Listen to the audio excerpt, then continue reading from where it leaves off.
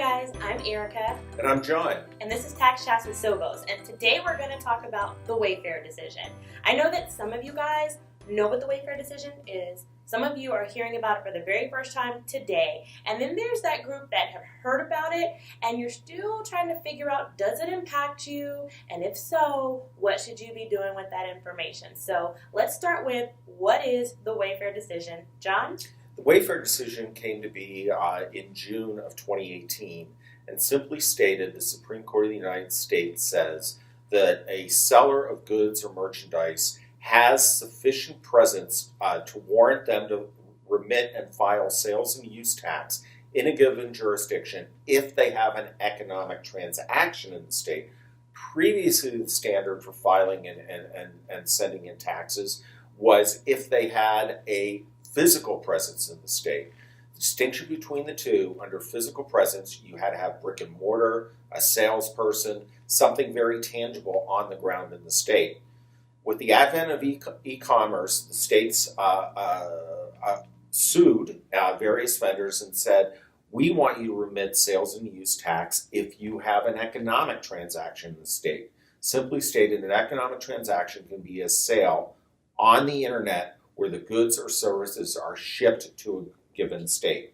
At that point, regardless of the size of the seller, you must collect the sales and use tax and remit that money and those returns back to the individual states and jurisdictions. Oh my goodness. I really appreciate you explaining that because I was one of the people that just learned about it recently, right?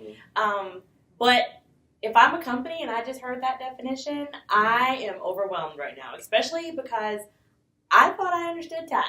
We've been doing it right, and now it sounds like we have to change everything up. Right, and you probably do understand tax, and you probably have been doing it right, but the dynamics of the sales and use tax function has clearly changed.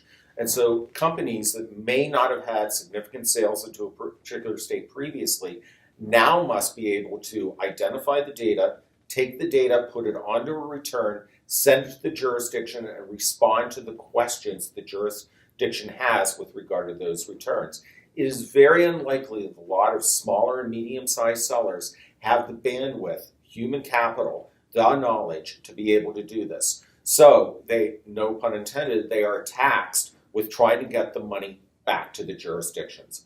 No easy process that is readily tangible for these businesses. Oh, exactly. It sounds like a really daunting task. So I think companies are starting to figure out what are some different ways that we can go about, being compliant in this fashion without it being overwhelming and disrupting our current ecosystem, right? Correct. So I think companies are looking at technology more and more for that reason. Yeah, and a software deliverable to a medium and small company, it'll give them all the tax rates, all the tax codes that they need, most likely the ability to fill out the returns, the appropriate returns, and get them back to the jurisdiction. Additionally, what that operates as is a kind of quasi-insurance policy. So if the auditors come knocking at your door and say, we don't think you did this correctly, we don't understand why you did this, at least the company that filed the returns can say, we put this process in place, this is a new world, this is a new venture for us. We have taken the necessary steps, the reasonable steps to get you the money that you believe you owed. Where do we go from here? It is your landing page, it is your foundation, it is your benchmark. Once you integrate that technology into your tax operation. Oh, you make a very good point, John. It's that whole taking the right steps in the right direction and being able to show the due diligence that you're trying. Because I've actually talked to some companies that have said, we don't know. We'll just wait and see what'll happen. And that really makes me uncomfortable. I mean, I know we can't tell your company what to do, but there's something about that wait and see that just doesn't feel right in this kind of climate. Yeah, you're absolutely right, Erica. That reactive approach, we'll wait and see what happens over time, has to be replaced with a very proactive approach. This is something that's been handed down by the Supreme Court. The Supreme Court doesn't really take a lot of gander at sales and use taxes. They have at this point.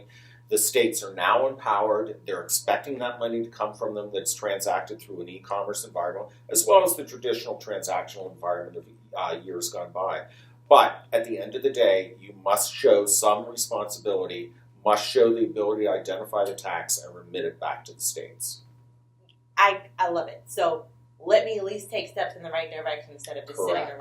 Correct. Yeah, I like that idea. So let's do this. We could sit here and talk about the Wafer Decision all day long. Because we do. We do. We do. So let's table this conversation for here today because I want to talk to you about Nexus because we've heard that word get tossed around a lot when it comes to the Wafer Decision. So on the next episode, let's jump into what Nexus is, what does that mean for your company, and how does it impact you? And so we can also talk about what are going to be the states that have Nexus starting at the beginning of the year as well. And do us a favor, if you have questions that you'd like to have answered, drop them in that comment section below because that'll help fuel this conversation. And we really want to have an interactive experience with you guys. That's why we're doing this, right? Correct. So I'm Erica. And I'm John. And this is Tax Chats. Thanks for joining us.